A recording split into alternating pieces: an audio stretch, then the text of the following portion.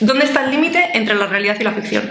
Pues a veces parece que es difícil saber dónde está la línea, sobre todo cuando se trata de cine de terror, que es de lo que vamos a hablar hoy. Efectivamente. Pero yo no sé qué más me da más miedo, si la película en sí o precisamente que muchas de ellas estén basadas en hechos reales y que hayan inspirado historias muchísimo más heavy de las que cuentan. Sí, eso da mucho miedo, la verdad. Ese cartelito al principio de las películas de basada en hechos reales cambia todo. Para mí, ver otra perspectiva distinta. Sí. Pero escucha, que hay otras que no te lo ponen. Ya. Y luego te enteras de que, ojo, Ya. que sí. Pero bueno, ojos que no ven. Un corazón que no siente. O, en más de muchos, con solo de todos.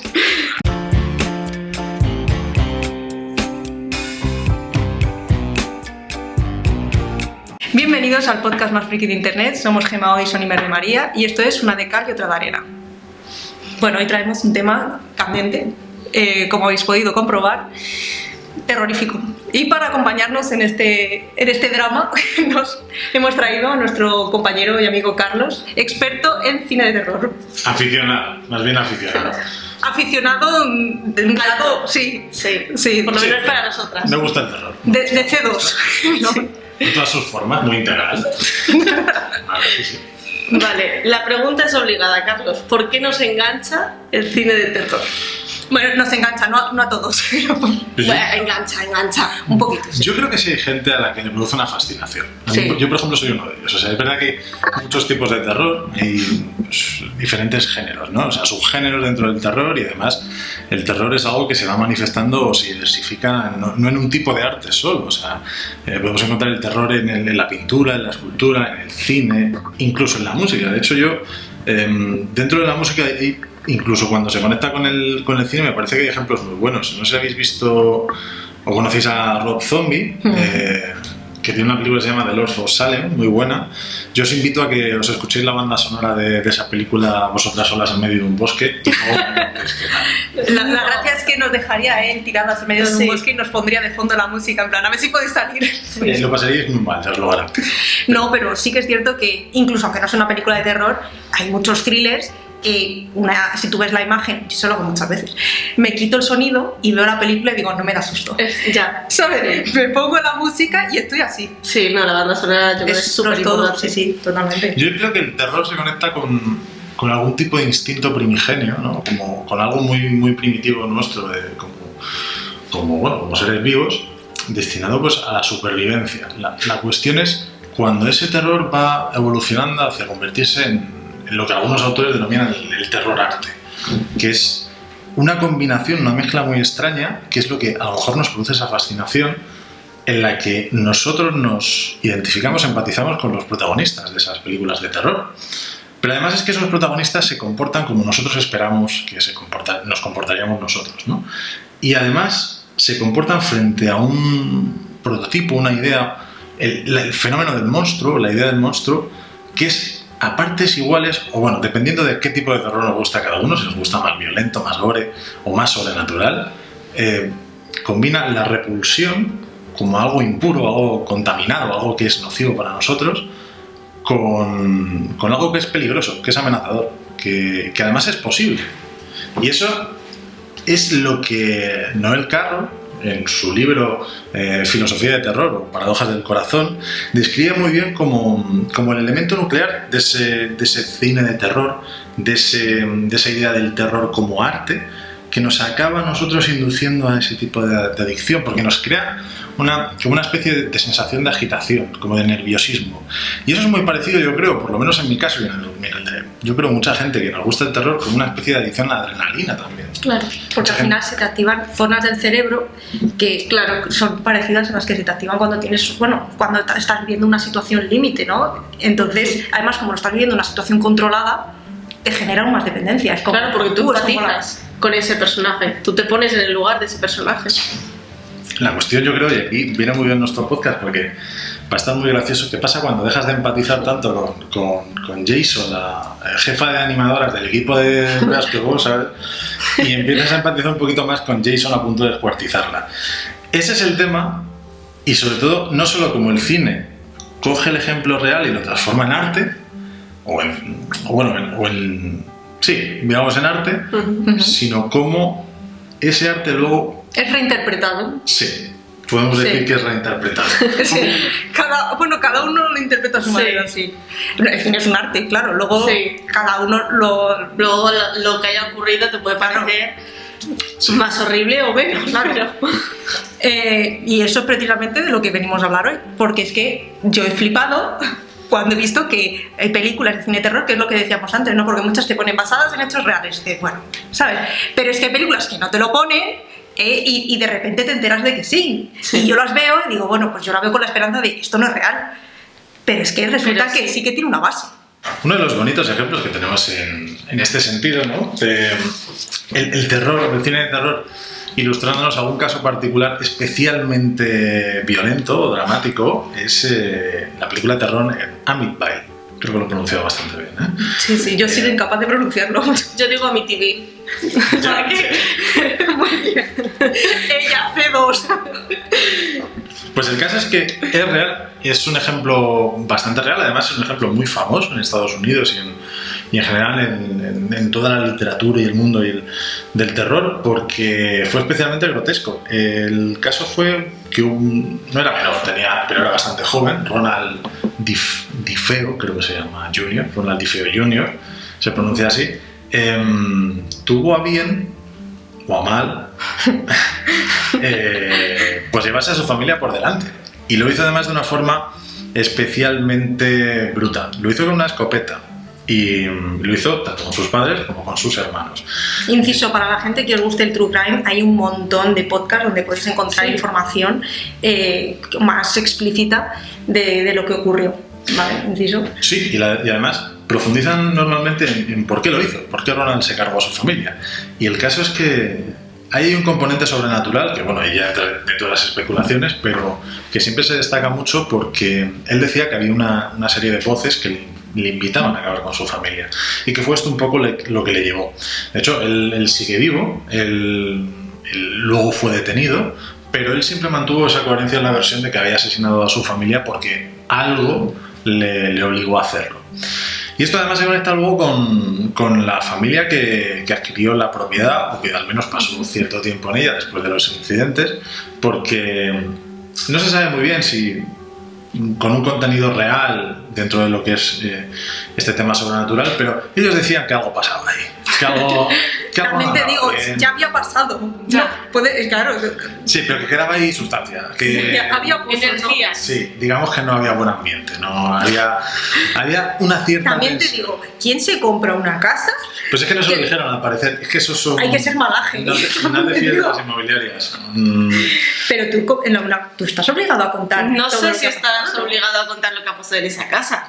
Tú estás obligado a contar cómo es la casa. Sería un detalle, ¿no? No, sería un detalle. También, si no preguntas. Yo creo que se lo ocultaron. Pero como, A ver, o sea, pero ponte tú vas a en el lugar comprar del una... vendedor. No, amiga, tú vas a comprar una casa, yo no voy a comprar una casa y digo, perdone, ¿aquí ha habido algún asesinato? Pues no. No, pero si de repente te encuentras un piso en Chamberí por 100.000 euros, Claro. pregúntate que algo ha pasado ahí. Hombre, pues yo tiendo a pensar que tiene cucarachas, pero no que han matado a una familia, por favor. Bueno, pero es que además, fíjate cómo sería. Es que esa casa era muy curiosa, por eso. De hecho, la familia que entró. Curiosa es un gran piropo coyuntural, ¿eh? O sea, Sí. Tenía sorpresas. Vamos a dejarlo en que tenía sorpresas, porque, por ejemplo, la familia Lutz, tenía dos niñas que jugando por la casa tranquilamente resulta se encontraron un cuarto debajo de la escalera que en principio no aparecía en los planos. Y era un cuarto pintado de rojo, que medía en torno pues, a 1,5 metros por 1,5 metros, una especie de cubículo pintado en rojo, donde al parecer el bueno de Ronald DeFeo, el protagonista de esta historia y película, pues había ensayado antes que con su familia con ciertos animales. Hay otras versiones que dicen que simplemente era un cuarto de juegos, pero bueno, yo un cuarto de juegos de 1,5 metros por 1,5 metros, Hombre, bajo la escalera. hombre, Lo veo un poco raro, sí. Harry Potter vivía en un cuarto de juegos también, ¿sabes? Digamos que era una familia problemática. Sí. Y bueno, hablando ya metiéndonos en este tema paranormal, ¿cómo no hablar de Annabelle? La famosa muñeca, que bueno, para quien no lo sepa, la historia real es que Annabelle fue un regalo de una madre a su hija Donna Que era una No, estudiante. la madre no la quería. La madre no la quería. Era una Porque la estudiante muñeca era fea. Era muy un poco fea. Era muy Pobre Anabel, no vaya a ser que nos esté escuchando. Toca madera, ¿sabes? Y bueno, el caso es que esta chica estaba estudiando en un piso de estudiantes, enfermería, y dejó la muñeca pues ahí, en una silla. Y lo raro empezó cuando se dio cuenta de que la muñeca cada día aparecía en una posición distinta. Un día aparecía con los brazos cruzados, otro, bueno. La muñeca era de trapo. O sea, imagínate Sí. para que la muñeca aparezca con los brazos cruzados. O sea, que Claro. lo tienes que poner a posta, me refiero. Claro. Y luego ya el colmo fue cuando apareció ya en otra habitación, esas cosas raras, ¿no? Y que ya no recordaba haber hecho.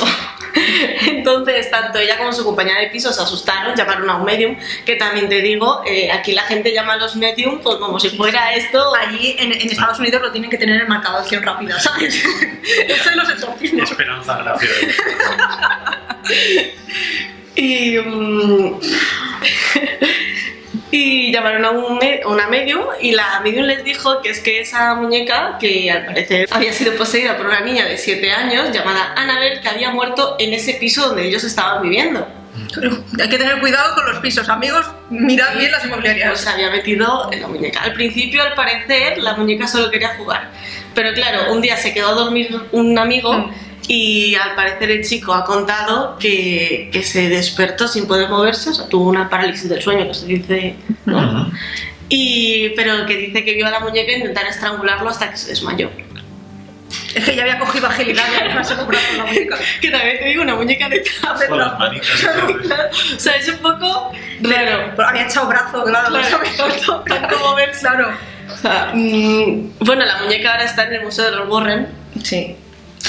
Yo no sé si era con los Warren, pero sé que había otro muñeco en no sé dónde, que tenía era un muñeco como de un marino pequeño, que estaba sentado en una silla, Ay, me suena. y si le hacías una foto sin tu permiso te pasaban cosas ultra chungas. Hubo un tío que le hizo una foto en plan jajas y luego se partió el brazo, la boda de su hija se fue a la mierda. Anabel, que era broma, ¿eh? Era broma. Así que ni comprar muñecas. Por cierto, mi señora novia tiene una muñeca igual que Anabel. Es Cierto, igual, o sea, es igual. Igual. Ahora mismo lo estará escuchando y está diciendo ¡mentira! Es verdad, es amiga, igual. amiga, lo sabes. Pero que la Anabel original, ¿eh? No Sí. la de la película. No, la original. La original. O sea, tenemos una amiga de hecho que viene de Córdoba que cada vez que duerme en su casa le obliga a guardarla en una caja. Y siempre pelea porque yo también voy, entonces ninguno quiere la habitación, ni la caja, ni se acerca. Ya, luego subís una foto, ya veréis. Lo dejaremos por ahí. Sí. Pero, o sea, yo alucino. Y luego, hay muchas películas que yo, por ejemplo, Psicosis, yo soy muy fan de Hitchcock. Yo no sabía que estaba basado en una historia real. Sí, está basado en una historia real de un señor que estaba muy cucú. O sea, estaba muy cucú, se llamaba... Como la mayoría también, Sí. hay que decir. No, pero es que yo creo que la realidad aquí supera la ficción. Se llamaba Ed Gein, ¿vale? Bueno, este señor era de Wisconsin y saltó a las noticias, de todas las primeras planas, pues un poco antes de la película, y Hitchcock hizo, bueno, se viene. Bueno, este señor tenía los mismos issues que Psicosis. Psicosis, para los que no lo sepáis, cuenta la historia de un tipo que tenía mommy issues y pues se iba cargando gente disfrazado de su señora madre. Alerta spoiler. Bueno, pues este señor era parecido, pero aparte de eso, Perdón, pero es que yo me estoy imaginando que me viene un señor disfrazado. pues imagínate la cara. Madre, es que al principio no me asusto. O sea, al principio digo, pero ¿pero qué ¿no has visto Psicosis? La No. escena es maravillosa. Cuando sale él todo disfrazado de la madre con el cuchillo así a medio pintar, es maravilloso. Pues que es una madre americana, imagínate una madre española. Imagínate a Y la Concha, banda. de quien viva, saliendo a apuñalarte con el cuchillo de... O sea... soy Totalmente. Me estoy imaginando a la abuela versión Pedro Pascal con esa chancla. Fantasía. Bueno, pues el tipo este, aparte de cometer estos asesinatos, que eran mucho más crueles porque encontraron a la señora de la ferretería por fascículos, ¿vale? Ah, bien. Sí, en la película eso no pasa. Pero es que además estaba acusado de pues haber ido a los cementerios y saquear tumbas. ¿Qué hacía con lo que sacaba de esas tumbas? Pues hacía souvenirs, el señor. Entonces, cuando ya le arrestaron, pues se encontraron en su casa cinturones hechos de piel humana, pues candelabros y cosas de estas, tazas en forma de cráneo, no, con cráneos. Claro. La gente normal se va al Ikea, este señor se lo hacía en casa. No, este se hace un colacao del cráneo de tu abuela. Efectivamente, literal. ¿Cómo tapaba los agujeros de los cráneos? Porque claro, un colacao... No lo sé, amiga, no lo sé ni quiero saberlo, ¿sabes? No tengo interés en ello, no sé. ¿Habrá alguna masilla especial? Era taxidermista, pues supongo que tendría sus trucos, yo qué Con sé. plastilina. Pues sabes que no solo inspiró esta película, sino también La Matanza de Texas. Ese señor dio para mucho. Sí, sí. Digamos que era muy polifacético. Y de hecho, yo creo que hay un caso muy parecido con una especie de jerarca nazi en un campo de concentración que hacía lámparas con pieles humanas. Sí, qué sí, bien. es cierto. O sea, que es- Allí pasaban muchas cosas. Ten en cuenta que Sí. experimentaban lo más grande, o sea, ¿Qué eso es necesidad? lo que menos. O sea, ¿qué necesidad de hacerte una lámpara con el abuelo de alguien? Fetiches. Pues que estaba cucú, te lo estoy diciendo. O sea, no busques más pies al gato. Ya, pero es que esto ya preocupa cuando ves que se repite, ¿sabes? Si es una persona, dices, estaba mal de la cabeza, tal, bueno, adiós. Pero cuando ya... Es un patrón, claro. no sé. No intentes entenderlo. Un poco mal. Bueno, y otro de los casos también bastante surrealistas es el de la película del exorcista. Básicamente era un joven de 14 años, al que, bueno, la película es una niña, pero en la realidad es un joven de 14 años. De Washington DC, que salió incluso en los periódicos. Y la noticia dijo así: en la que quizás sea una de las experiencias más extraordinarias de su tipo en la historia religiosa reciente, un joven de 14 años de Mount Rainier, un suburbio a unos 15 kilómetros de Washington DC, fue liberado por un sacerdote católico luego de ser poseído por el diablo. Esto salió en The Washington Post en 1949, o sea, en un periódico que es bastante Sí, que es importante. Entonces, me parece bastante surrealista que estas cosas que hoy en día, y antes también, yo creo, bueno, antes quizás eran más supersticiosos, pero vamos, no se suelen tomar muy en serio, ¿no? No. Posesiones, tal. Pero era otra época y... Pero de todas maneras, ¿le fue el caso de que le practicaron como varios exorcismos o no? Sí, entre 20 y 30. 30 exorcismos. Por favor. Al cura le costó, ¿eh? Acabar el niño doblado. Sí, no, pobrecito, 14 años, ¿eh? Hombre, con eso creces con un trauma. Si no me equivoco, luego acabó bastante bien. Había comentarios suyos diciendo que ya su vida está bastante tranquila y todo eso. Hombre, Bueno, es que eso también pasa. Perdón un momento, es que después de eso tu vida solo puede ir a mejor. O bueno, o no, ¿eh? O sea, Cuando te tiras por un puente. No sé.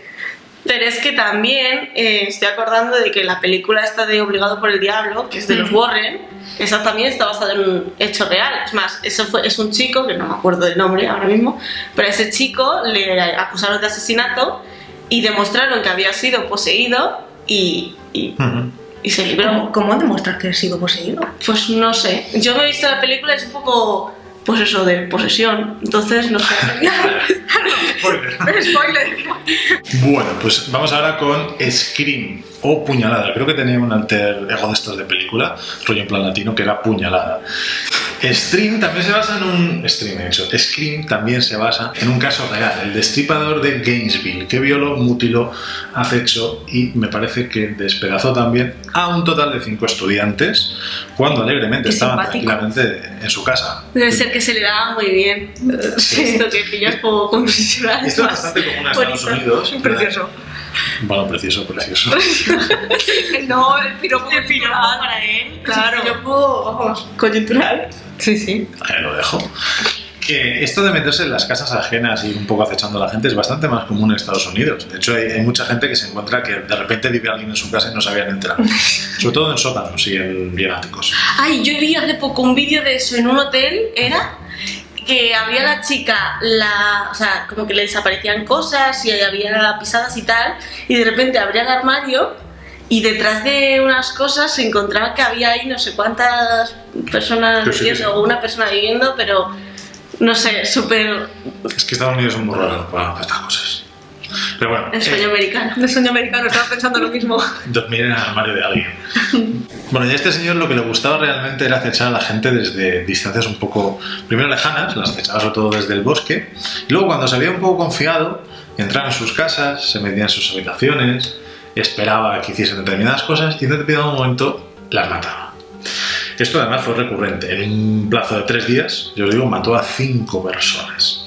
Y el modus operandi era bastante brutal.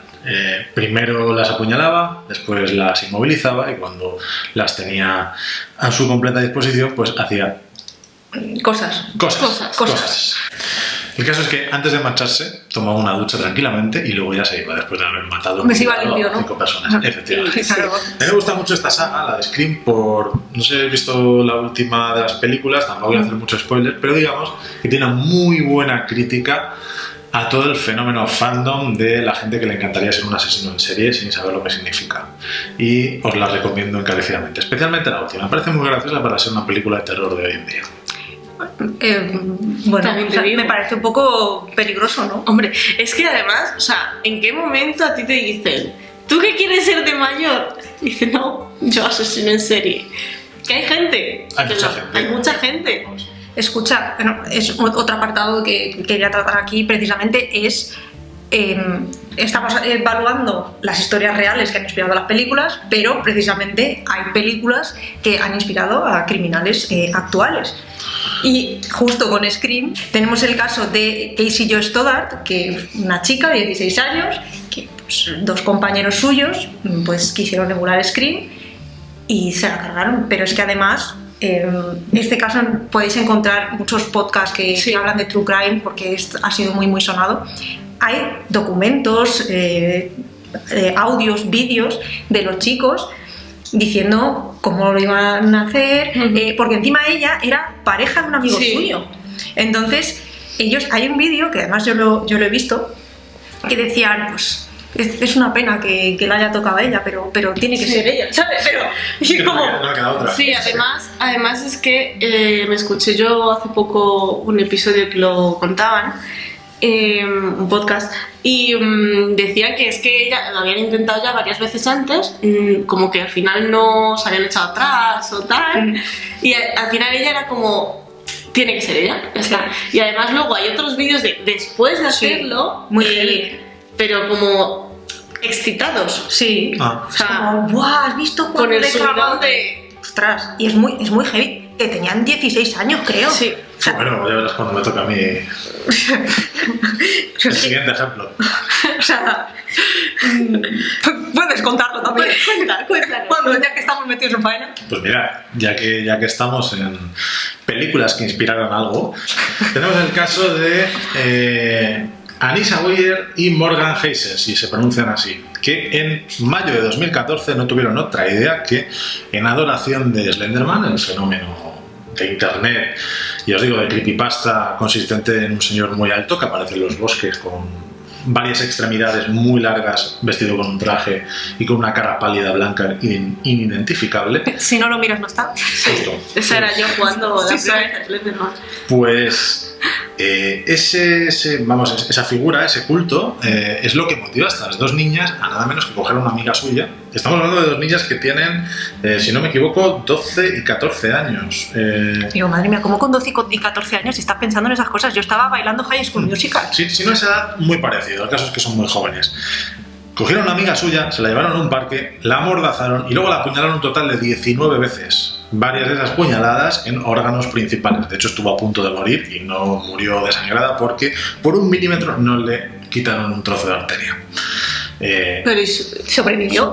Sobrevivió. De hecho, se arrastró a lo largo de la carretera hasta que al final la encontraron milagrosamente. Ejemplo de superación. O sea, Madre vamos. mía.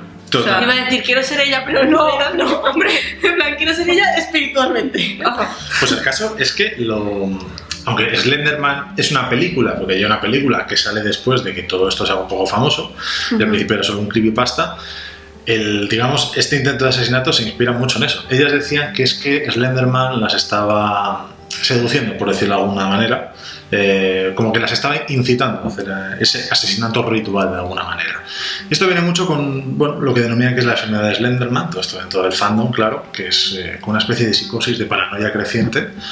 Y hasta donde tengo entendido no es el único caso. Me parece que es el único caso confirmado, pero hay más casos donde la figura de Slenderman y otros creepypasta han influido en crímenes.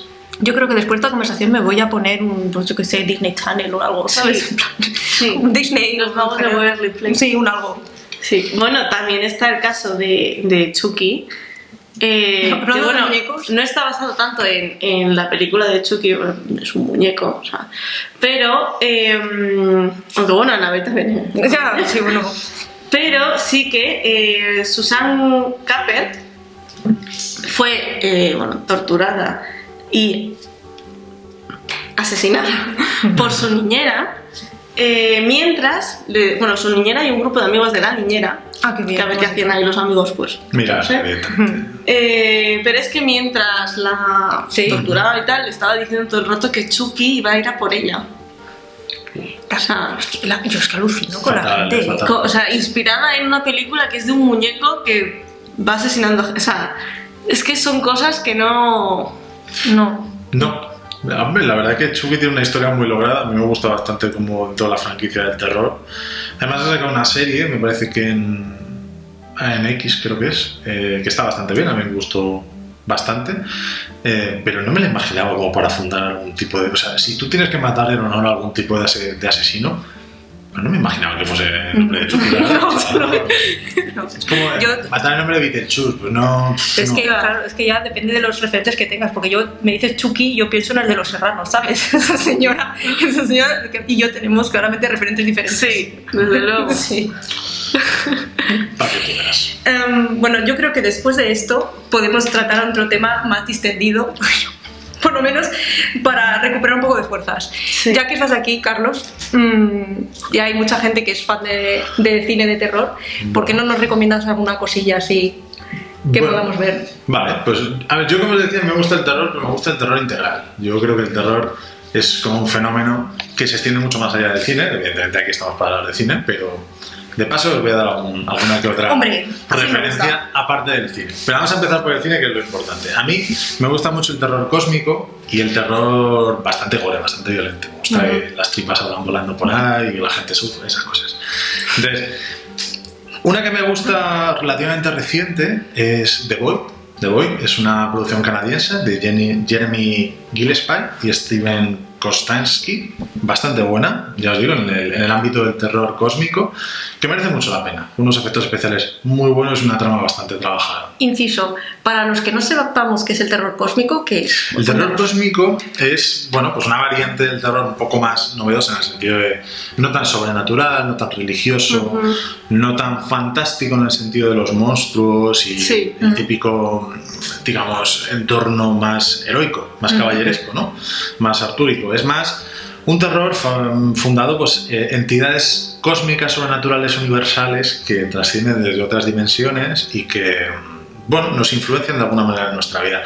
Yo creo que el prototipo, el icono que todo el mundo sabe del terror cósmico es Lovecraft. Hay algunos autores muy en el entorno del círculo de Lovecraft que también trabajan mucho el terror cósmico, pero yo creo que en España también tenemos algunos buenos ejemplos mucho más modernos, pero que merece la pena. A mí me gusta mucho, por ejemplo, Francisco Javier Olmedo, si no recuerdo más se llama así, que tiene un ciclo, es el ciclo del Dios de la Carne, que es también de terror cósmico, muy en la línea de Lovecraft, que junto al círculo de autores de Arlett, Blackwood, también del círculo de Lovecraft, yo creo que merece mucho la pena. Entonces os lo recomiendo, si queréis ver terror cósmico. Y además os recomiendo, si os gusta el terror cósmico, de las dos películas mucho más clásicas, muy, muy de mi agrado. Una es Horizonte Final, que es, digamos, en un entorno más espacial. Seguro que si a alguien le gustan los videojuegos tipo Death Space y demás, le va a encantar. Es de Paul W.S. Anderson y sale el actor este de Jurassic Park que tanto os gusta a vosotras, el protagonista. Pues ese sale. Amamos, vale. Efectivamente, así que os va a encantar. Vale. Vale. Me has convencido. Y luego la que es mi preferida y muy poco conocida del ciclo mítico de Carpenter, que es In the Mouth of Madness, en La Boca del Miedo, un peliculón de culto del cine terror cósmico. Os lo recomiendo muchísimo. Y luego ya si buscamos algo un poquito más violento y tal, sobrenatural y algo religioso, yo os recomiendo otras dos. Una es una producción turca que se llama Baskin, especialmente gore, y otra es El Quinto Turno, que es un remake de una anterior, que era El Cuarto Turno, si no me equivoco. Las dos muy en la línea del asesinato ritual, satánico y extremadamente violento, de lo que me gusta a mí. ¡Qué divertido! Sí. Y bueno, si alguno es un poquito más clásico y se quiere meter más en el friquismo histórico, hay una película que se llama Carnivals of Souls. Esta la he visto. Que es uno de los... Yo no. Pues es una de las películas, digamos, más prototípicas del cine de terror de la primera era, que a mí personalmente también me parece muy interesante. Carnival of Souls. No puedes meses una semana, pero está bien. Y luego ya si queremos algo un poquito más actual, que me parece que, bueno, divierte, no está mal, es un poquito Pero más nada light. que ver, ¿no? No, es más para vosotras esas cosas. Smile y Bueno. Háblame. En el baile tuviste tú más miedo que yo. Sí. Sí. Eran efectos especiales. Y luego, en literatura, porque no sería que el terror no tiene exponente literario. Por A mí me favor. gustan mucho los libros de terror. No leo tantos, pero los pocos que me he leído me han gustado. Pues aquí, mira, te voy a dar tres, digamos, variantes que me gustan mucho. La primera, un poco más sencillita, es el fanzine. Hay muchos fanzines de terror. A mí especialmente hay un señor que me gusta mucho, que es Mr. Penny en Instagram, se llama Penny Melgarejo, que hace mucho fanzine de historia de terror, un terror muy gutural, muy cósmico también, que yo te recomendaría. Además, está muy trabajado y es producción patria, o sea que hay que cuidarla. Y luego también de producción patria, que creo que tiene una grandísima labor detrás y para mí ha sido una sorpresa muy buena, es la nueva edición de El Rey de Amarillo, que es un compendio de cuentos de un autor que se llama Chambers, que de hecho es uno de los que influencia mucho a Lovecraft. Que bueno, tiene un tipo de terror muy especial, muy fantástico, que a mí también me gusta bastante, y acaba de salir una edición preciosa de la editorial Críptica Editorial, que os recomendaría. Y si queremos variar un poquito más hacia lo moderno, pues siempre tenemos cómics. Y en cómics hay algunos un poquito más racionales, como podrían ser los clásicos que se editaron en España de Editorial Recerca y Editorial Forum sobre Clive Barker, que es otro de los referentes del terror, es el creador de Hellraiser y películas del estilo, que sacó una tirada de cómics bastante buenas. Y luego hay otra que es Nameless, que es un poquito más psicótico. Ya os lo dejo ahí y si queréis lo buscáis. Y vuelvo a reiterar que en música, para mí una pieza bastante graciosa es la banda sonora de The Lord of Salem, de Blood Zombie. Seguro que es divertidísima. Divertidísima, De troncharse. sí. Sí. Para escucharla antes de dormir. Sí. Efectivamente, os va a encantar. De canción de cuna. Sí. Bueno, pues yo creo que con esto ya estaría. Muchísimas gracias, Carlos, por acompañarnos hoy. A ti por venir. Me pillaba aquí. Por compartir tus conocimientos. Has estado sublime. Sí. Y a vosotros, pues muchísimas gracias por seguir ahí, seguir escuchándonos, dejadnos en comentarios porque seguro que conocéis mucho más casos reales y nos interesa mucho conocer vuestra opinión. Y tenemos una sorpresa. A lo largo de este vídeo hemos metido una palabra, una expresión, algo que descuadra un poco. Sí, que no tiene mucho sentido. A ver si sabéis cuál es. Se la hemos colado a Carlos no tenía ni idea. No, y no se da cuenta. Y no se ha dado cuenta, contábamos con ello. Ahora se lo diremos. Así que ¿Una palabra? Sí. Una palabra. Bueno, han sido dos. han sido dos. Concreto. No vamos a dar más pistas. Se habla mucho, o sea, no se puede con todo. Pues podéis encontrarlos, recordad, en redes sociales, @una de cal y otra de ar, y este episodio estará disponible en varias plataformas, entre ellas Spotify, y recordad que también estará en YouTube. Y recordad, como diría Pedro Pascal, If you're freaky, you're hot. If you're hot, you're freaky.